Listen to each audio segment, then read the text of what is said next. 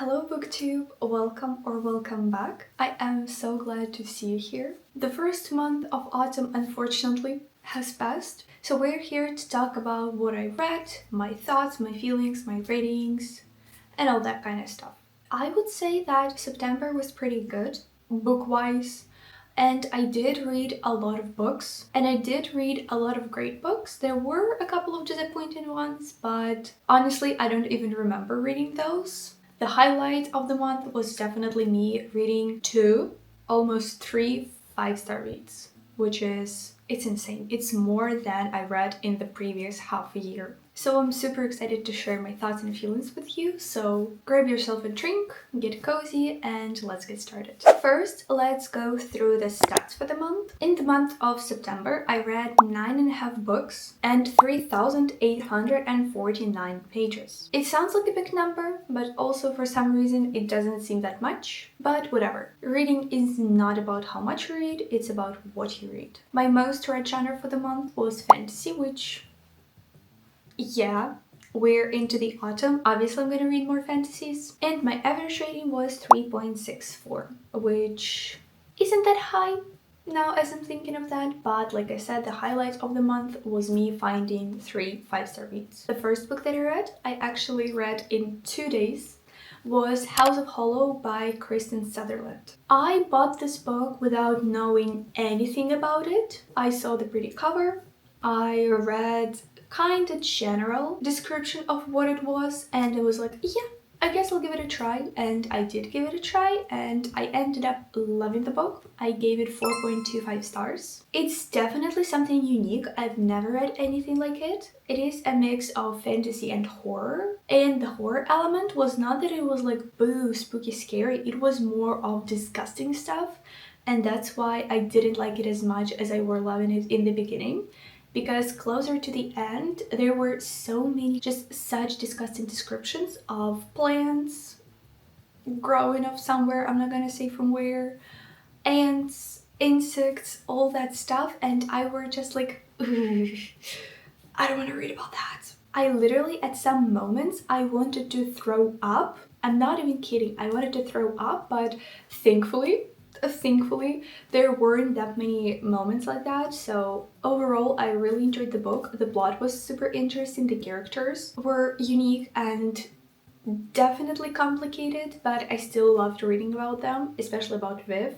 I love Viv. A little thing that I didn't really like was an open ending that this book was left on, and it is an open ending because it is a standalone, so there is no series in sight. So that was kind of disappointing because I'm not the biggest fan of open endings, but if that doesn't bother you, then it's good. Overall, I would say definitely pick this book up if you want some dark fantasy with elements of horror, and if you want just a unique plot that would definitely keep you intrigued and engaged. The second book I read was The Society for Soulless Girls by Laura Stephen. I rated the book 4 stars because I loved it. It was so good. Everything basically happens at a university setting, hence the dark academia genre or subgenre of the book. And our characters try to investigate murders that happened at this university a long time ago before it was closed up. But now it's open again, so they enroll to unravel what the hell happened all those years ago. I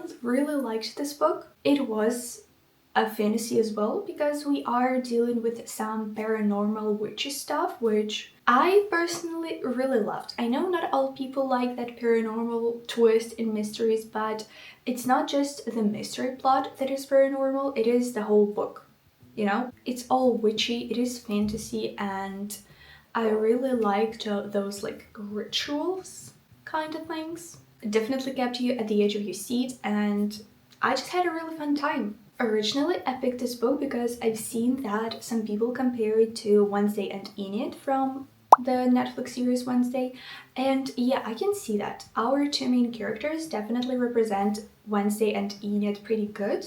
They're not like carbon copies of each other, but still, there is some resemblance, and I ate it up because I was at my hangover after finishing the Wednesday series, and this definitely filled a little hole in my heart. However, what I didn't super like about the book, and hence 4-star rating and not 5-star rating is that some of the things were left unsolved. It's not an open ending, it's just that some things were left unsolved, and at the end of the book, one of the characters even says that, yeah, we don't know this or that, but that's okay. We're just gonna leave it at that.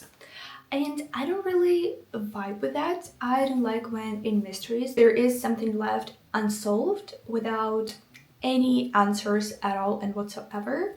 So that unfortunately lowered my rating, but overall, amazing, perfect book. I definitely recommend it. Now onto the books that disappointed me a little bit. Not even a little bit, a lot. Book of Night by Holly Black. I went into the book completely blind.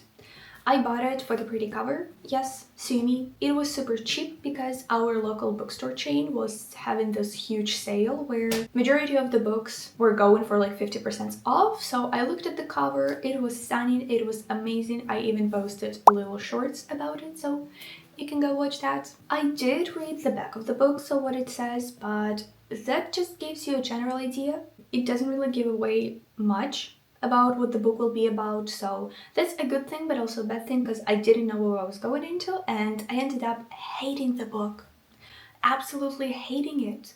I considered DNFing books multiple times, but I enjoyed the feel of the book in my hands because I don't read physical copies that often because I am an ebook girly, so yeah, I did push myself just because I could hold the book and, you know, like flick through the pages. Characters were flat.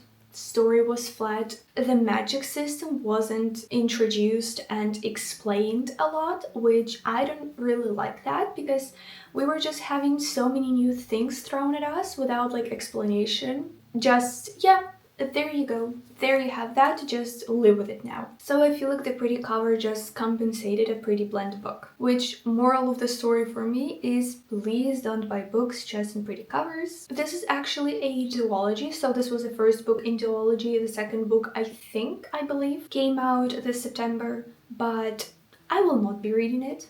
Even though, yeah, the story is not finished, I just don't care. I don't care about any of the characters, I don't care about the plot at all. I barely even remember I read this book, so definitely won't be spending my time continuing this series. Next, I read Bunny by Mona Awad, and hear me out, I hated the book as well. Now, I understand why some people might vibe with it and why some people are obsessed with it and it's their all-time favorite book, but personally, yikes. I feel like I don't like when the main plot of the book is a character having schizophrenia and you just have to guess what is real and what is the plot of their imagination. Like, yeah, I know this book is filled with metaphors and different symbols, but I feel like it's just not for me. I didn't care a single bit about the book. It wasn't that like disgusting, but it wasn't good and it wasn't interesting at all. I also, unfortunately, wanted to DNF it a lot of times, but I didn't. I pushed myself through this, and do I regret pushing myself through this? Probably. I feel like I could have just read the summary of the book and know everything what happened. Also, an important note, if you like bunnies like I do, I'm literally obsessed with bunnies. Bunnies are everywhere in my room. If you can see there, I have a whole toy collection of bunnies. Please don't read the book. Bad things happen to bunnies in it, so please save yourself and don't read the book because I wanted to cry and I wanted to throw up. Now, finally, on to better books and actually amazing books. The Serpent and the Wings of Night by Carissa Broadbent. A 5-star read. I honestly did not expect to love this book as much as I did. I mean, I hoped I would like it, but I didn't expect to give it 5 stars. I feel like it is just a perfect mix of everything I love. We have fantasy, we have deadly trials, which, about trials, I hate when people are marketing this book as Hunger Games book with vampires. No. Hunger Games is so much more than just Deadly Trials that I feel like you just disrespect the series so much when you compare all the books with trials to it, because that's just completely different things. Hunger Games is not the only books with trials. Let's stop that. Yeah, there are vampires in this book and it is my reintroduction to the vampires. I never read the Twilight series. I watched some of the movies because my friend pressured me into watching them. However, I did read the whole Vampire Academy series and I ate it up. I read it, I think, when I was like in 8th or 9th grade. So this was a little nice reintroduction to the vampires, because I feel like autumn is just the perfect time to read about them. And I enjoyed this book very, very much. I loved all the twists and turns, and just that the book kept you at the edge of your seat literally the whole time up until the end. The ending of the book went just crazy, so obviously I decided to just binge the series. So the next book that I read is Six Scorched Roses by Carissa Broadbent as well. It is a little novella between the first and the second book, which you don't really need to read it, but I've heard people say that it is even better than the main books, so of course I read it. I wouldn't say it's better than the main books. I think I like them all pretty equally, so I really liked the novella. I gave it 5 stars as well, which I never give novellas 5 stars. I don't think I've ever given a novella more than 3.5 stars, I believe. Because for me, that little amount of pages is just not enough time to connect to the characters and to the story. But for some reason here, it was more than enough. And I absolutely loved the story and the characters as well. Everything in this book was pretty good, so I definitely recommend reading it, because the characters from this book appear in the second book in this series or in this duology. The Ashes and the Star-Cursed King, the second and the last book in the Nightborn duology, and the second book in the Crowns of Nyaxia series. Even though I enjoyed the first and the second book equally, so both of these books were 5 stars, this one was very, very different in literally everything. The way characters acted or felt about each other, about all the relationships, the main plot, story, literally everything went so different in such different directions from the first book, and I loved that. I hate when in a series, each book is just the same but with little changes. This was no. This was a complete opposite of this. It was so different to the first book, and I ate it up. What can I say? I am eating the series up just so much. Then I decided to take a little break from the series because I finished the first duology, and before reading the second duology, I decided to read a bunch of other books. So I read The Inheritance Games by Jennifer Lynn Barnes, the same author as the Natural series, which I loved that series. However, I am extremely disappointed in this book. I gave it 2.5 stars because I just did not vibe with it at all. I was expecting so much from this because everyone who I know and who read it loves it, absolutely loves and adores it, but I didn't at all. I didn't connect with any of the characters, with the plot, with the story, literally with anything. The plot, yeah, I would give it justice. It was pretty interesting. It was definitely not your typical mystery book. So I liked the plot, but I did not like any of the characters at all, because our main character, I think her name was Avery, and her 2 love interests felt identical to Cassie, Dean, and Michael from The Naturals. I don't know which of these series came out first, this one or The Naturals, but what do you mean? Your characters are literally identical except for their names and kind of backstories. So I will not be continuing this series at all, even though the story is not finished in the first book, which also don't like that. I will definitely not be continuing this series. I couldn't be bothered. The next book I read is The Sky Beyond the Storm by Sabaa Tahir, which is the 4th and last book in Ember in the Ashes quartet. It was definitely not my favorite book in the series, and I was extremely bored. Probably the first 2/3 of the book, I was just falling asleep all the time I was reading. I was not excited to read at all, which for me it is a sign that I don't like the book and it probably would not get a high rating, which I rated this book 3.5 stars. Which it's not awful, but it's also not the highest rating I've ever given a book. Obviously. I feel like the story was just so chaotic, but not in a good way. However, I did appreciate the ending. I feel like it is a good ending for this whole series, even though some of the deaths of the characters who I didn't even know I cared for, apparently I did, made me tear up a lot, and I cried at the end of the book. Yeah. I think I would recommend this series if you're looking for some not so hyped up fantasy series, but personally I think I've read better books. And the last book, which I actually didn't finish in September, I finished it the first days of October. But since I started it in September, I think I want to tell you about it in this video because I might just forget everything I want to say about it. The book is Starling House by Alix Harrow, and it is another 5-star read.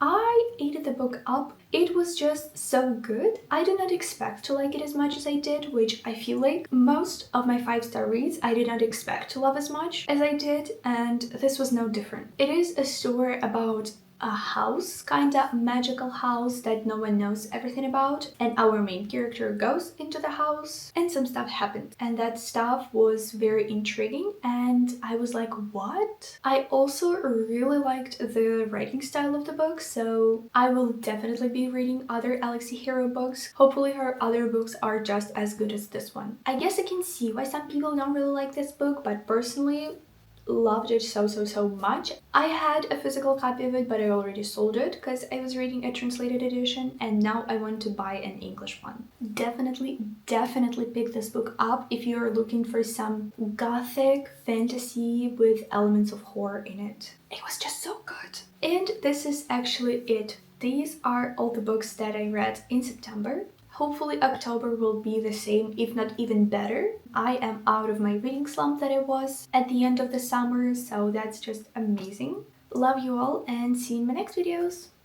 Bye bye!